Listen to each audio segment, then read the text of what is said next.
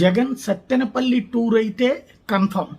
అది వైఎస్ఆర్ కాంగ్రెస్ పార్టీ అధికారికంగా చెప్పేస్తుంది. అదే సందర్భంలో అనుమతికి సంబంధించి ఇంకా గందరగోళం ఉందని పోలీసులు చెప్తున్నారు. మేము 100 మందికి అనుమతిస్తాం, ఆ ఊరు చిన్నది అన్నటువంటిది. ఇంటికి ఆ ఊరికి వెళ్ళడానికి జగన్మోహన్ రెడ్డి ఒకడే వెళ్ళినా, 100 మందితో వెళ్ళినా, వెనకాల ఎగబడి జగన్ని చూడటానికి వచ్చేటటువంటి వాళ్ళు, ప్లస్ జగన్ వస్తున్నాడని తెలిస్తే పరిగెత్తుకొచ్చేటటువంటి వాళ్ళు, వాళ్ళని జగన్ ఎట్లా ఆపుతాడు?